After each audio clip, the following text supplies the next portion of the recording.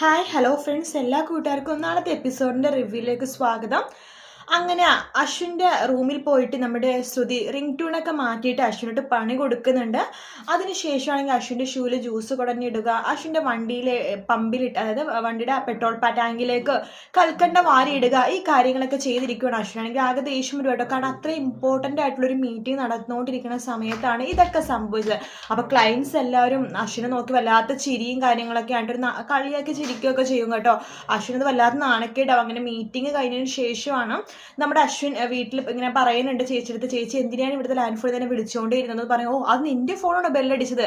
ഞങ്ങൾ ആ ഫോണിലെ പാട്ട് കേട്ട് ഇവിടെ ചിരിക്കുമായിരുന്നു. ഞങ്ങൾ വിചാരിച്ചു നിന്റെ ക്ലയൻസിന്റെ ആരുടെയെങ്കിലും ഫോൺ റിങ് ചെയ്തായിരിക്കുമോ എന്ന്. ആ സമയത്ത് അശ്വിൻ പറഞ്ഞല്ല, അത് എൻ്റെ ഫോണിന്റെ റിംഗ് ട്യൂണാണ്.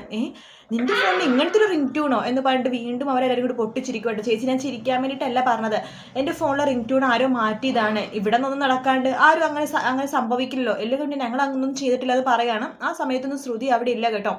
അതിനുശേഷമാണ് ആകാശ് വന്ന് പറയണത്, ഏട്ടാ അതായത് പെട്രോൾ ടാങ്കിൻ്റെ ഉള്ളിൽ ആരോ ബ്ലോക്ക് ചെയ്യാൻ, അതായത് പെട്രോൾ ടാങ്കിൻ്റെ ആ ഒരു ടാങ്ക് ഇതാക്കാൻ ഡാമേജ് ആവാൻ വേണ്ടിയിട്ട് ആരോ കൽക്കണ്ടം എടുത്ത് ഇട്ടതാണെന്ന് പറയുവാണ്.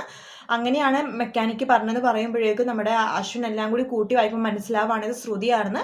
അങ്ങനെ നമ്മുടെ ശ്രുതിയാണെന്നുണ്ടെങ്കിൽ അശ്വിനായിട്ട് കുറേ പണി കൊടുത്തല്ലോ എന്നുള്ള സന്തോഷം, അത് ഒരു ദിവസം തന്നെ 3 പണി കൊടുത്തല്ലോ എന്ന സന്തോഷത്തിൽ ആകെ ഭയങ്കര സന്തോഷത്തിൽ അങ്ങോട്ടും ഇങ്ങോട്ടൊക്കെ ഓടിച്ചാടുക, അതുപോലെ തന്നെ ഭയങ്കരമായിട്ട് പൊട്ടിച്ചിരിക്കുക ഒക്കെ ചെയ്യണം. പതിവിലും കൂടുതലായിട്ട് സന്തോഷമായിട്ടിരിക്കണം. ആ സമയത്ത് അശ്വിന് സംശയം തോന്നുവാണ്, ഇവള് തന്നെയാണ് എനിക്കിട്ടൊക്കെ എല്ലാ പണിയും തന്നിട്ട് ഇരുന്ന് സന്തോഷിച്ചുകൊണ്ടിരിക്കുകയാണ്, നീ ഇങ്ങനെ സന്തോഷിക്കാനിടയിൽ നിനക്കുള്ള പണി ഞാൻ ഉടനെ തന്നെ തരുന്നുണ്ട് എന്ന് അശ്വിൻ മനസ്സിൽ വിചാരിക്കുക കേട്ടോ.